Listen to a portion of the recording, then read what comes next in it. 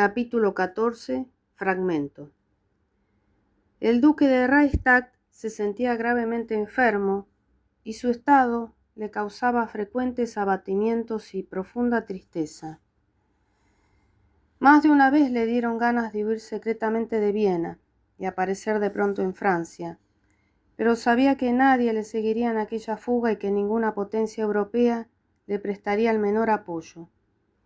Mientras tanto, su madre, repuesta de las emociones en ella causadas por la insurrección que turbara la paz de sus estados y por la amenaza del cólera que había hecho estragos en Viena, vivía tranquilamente en Parma, ocupada en dar grandes paseos a pie y a caballo que tan provechosos eran para su salud.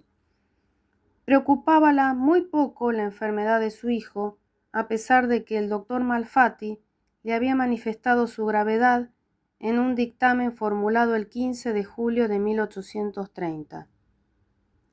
Mientras tanto, en Francia, después de diversas vicisitudes en ambas cámaras, votóse definitivamente el 20 de marzo de 1832 el destierro de los Borbones y Bonaparte con la supresión del artículo 4 de la ley de 1816 que aplicaba el artículo 91 del Código Penal a la familia de Napoleón en el caso de que uno de sus miembros se hubiese presentado en territorio francés.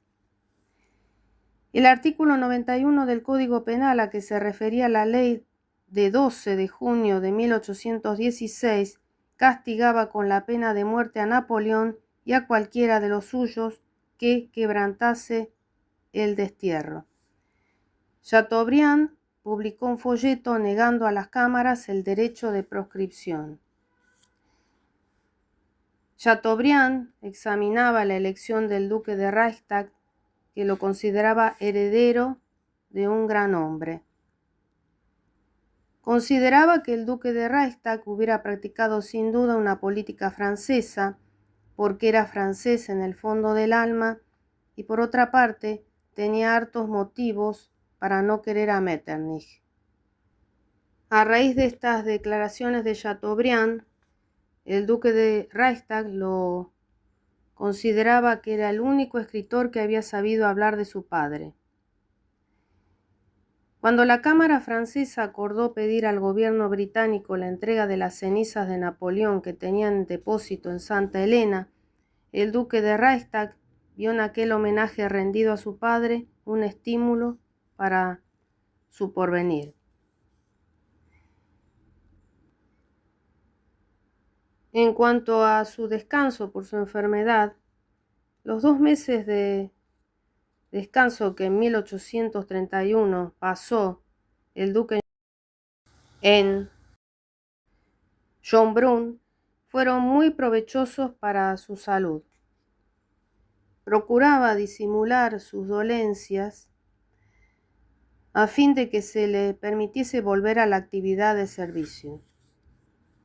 A mediados de noviembre se le permitió volver a Viena. Quiso enseguida reanudar su servicio militar, pero el emperador no se lo permitió hasta el 1 del año de 1832. El 2 de enero, con un frío glacial, asistió al entierro del general Siegenthaler. Como segundo coronel del regimiento de Bassa, quiso mandar sus tropas, experimentó una recaída y tuvo que suspender de nuevo el servicio. Proquet se entrevista con su amigo por última vez. La última entrevista de los dos amigos fue grave. El hijo de Napoleón, que había recobrado ilusorias esperanzas, declaró una vez más que sus deberes filiales y su misión providencial le impulsaban irresistiblemente hacia Francia, pero que no soñaba en aventuras, para las cuales ni fuerza tenía, sino que consentía en esperar con paciencia el momento propicio en que le sería dado recuperar el poder imperial. Proquet le dio las gracias por la confianza que siempre le había demostrado y le felicitó por no haber escuchado nunca a las personas que, viéndole en relaciones frecuentes con Metternich, hubieran podido hacerle creer que se entendía contra él con su implacable adversario. Pocos días Después, Napoleón II recibió de Marchand, el fiel ayuda de cámara de su padre, una carta fechada en Estrasburgo el 18 de marzo de 1832. En esta le comunicaba que tenía algunos objetos de su padre y que quería entregárselos. Una mejoría notable en el estado del enfermo hizo que los médicos le permitieran tomar el aire a caballo y en coche, con la condición de que el ejercicio fuese moderado. Pero un día, sabedor de que el general Cullera había dicho de él que carecía de energía, quiso probar lo contrario. Se obstinó en salir con un tiempo frío y húmedo, y corrió largo tiempo, azotado por el aire, con toda la velocidad de su caballo.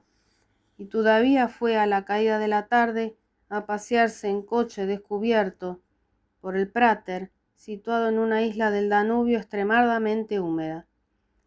Su coche volcó a consecuencia de la rotura de una rueda y él cayó al suelo. Esta vez sus fuerzas resultaron vencidas. Al día siguiente se declaró en él una pulmonía que determinó los más graves accidentes y la pérdida del oído en la oreja izquierda. Todos decían que podía ser ventajoso para él ir a Italia, sobre todo a Nápoles. Mientras tanto, María Luisa no parecía preocuparse mucho con la enfermedad de su hijo. Daba bailes y se ocupaba en obras destinadas a su teatro. Como el duque de Reichstadt no se encontraba con bastantes fuerzas para resistir el viaje a Nápoles, se le transportó interinamente a Schönbrunn para hacerle respirar un aire más saludable. Los remedios y cuidados lo enervaban. Un día, a pesar de la oposición de las personas que le rodeaban, quiso ir en coche descubierto a Luxemburgo, palacio vecino de Schönbrunn, donde recibió a los oficiales de guardia y habló largamente con ellos. A su regreso le sorprendió una tormenta y su estado se agravó.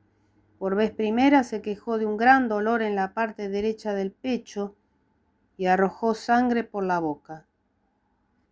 Los resultados de la última consulta médica consternaron a la archiduquesa Sofía, que se consagró como una tierna hermana a consolar al duque en sus últimos momentos.